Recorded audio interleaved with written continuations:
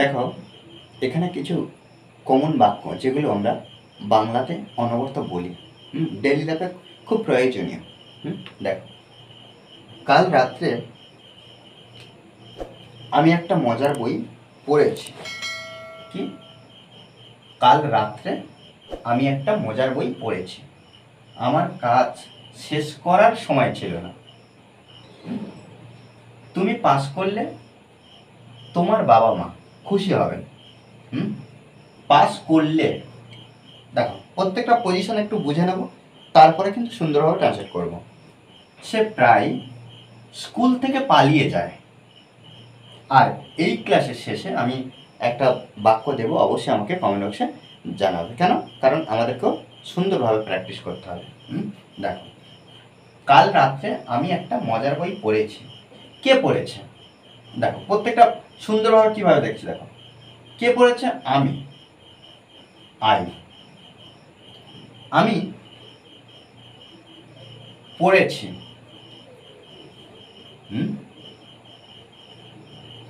তাহলে এখানে আমি লিখতে পারি পড়েছি, পড়ার কাজ হয়ে গেছে। আমি পড়েছি।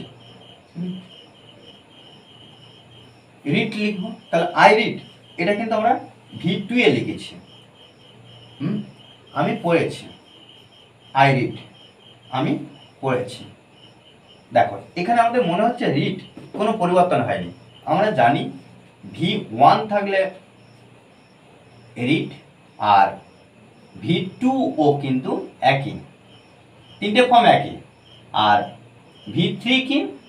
সেটাও কিন্তু READ, রিড, তিনটে ফর্ম একই। আচ্ছা, এখানে যদি আমরা হি বসাতাম, দেখো একটু আমরা একটু ক্লিয়ার হয়ে নেব। কি? এখানে যদি আমরা হি বসাতাম, পাস্টের ক্ষেত্রে হি রিড ব্যবহার করতাম, পাস্টের ক্ষেত্রে V2। কিন্তু প্রেজেন্টের ক্ষেত্রে যত হতো তখন আমরা কি করতাম? প্রেজেন্টের ক্ষেত্রে তখন কিন্তু এস বসাতাম। কেন? হিটা হলো থার্ড পারসন সিঙ্গুলার নাম্বার, আর থার্ড পারসন সিঙ্গুলার নাম্বার হলে প্রেজেন্টের ক্ষেত্রে ভার্বের পরে এস বা এস যুক্ত হয়। কিন্তু এখানে যেহেতু পাস্ট টেন্সে আমরা এখানে এস বা এস যুক্ত করব না, সেটা হি হোক আর কোনো এটা যেহেতু he third person singular number কোনো নাম হলেও, আর যেহেতু এখানে আমরা আই বসাচ্ছি, তাহলে আই বসাচ্ছি আই অর্থাৎ আমি, আর এটা V2। তাহলে আই রিড, আমি পড়েছি। কি পড়েছি? একটা মজার বই। তাহলে এখানে লিখতে পারি আ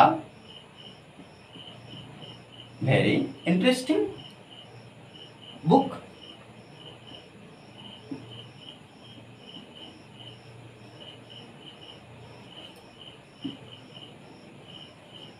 বুক, একটা মজার বই। কবে? কাল রাত্রে।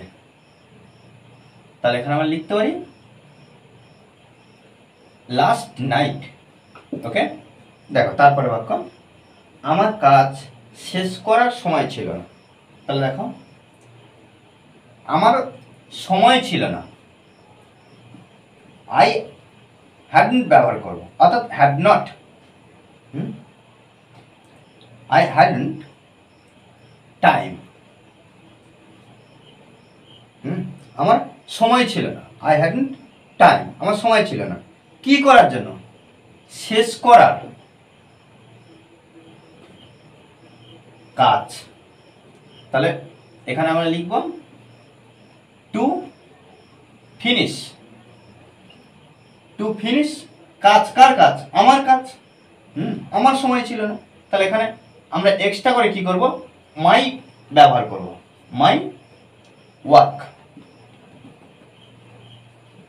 ওকে, তুমি পাস করলে তোমার বাবা মা খুশি হবেন।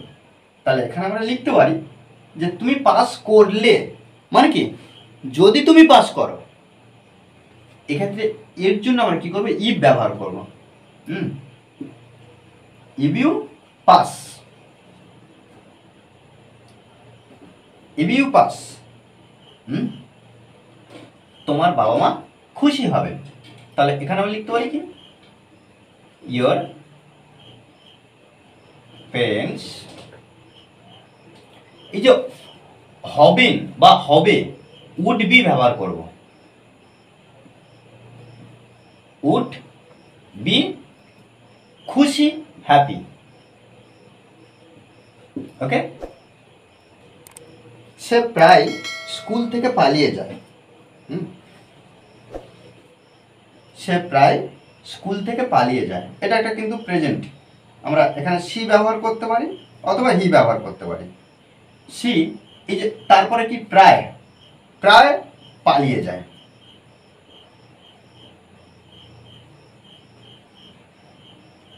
সি অফেন, এই যে পালিয়ে যাওয়া, রানস অ্যাওয়ে। আচ্ছা, রান অ্যাওয়ে, কিন্তু রানস কেন করলাম, কারণ এই সাবজেক্ট বেসিসে, কিন্তু subject third person singular number, ওই জন্য আমরা রানস এস বাই এ যুক্ত করছি ভার্বের পরে। তাহলে সি অফেন রানস অ্যাওয়ে, কোথা থেকে, স্কুল থেকে, ফ্রম স্কুল, ফ্রম।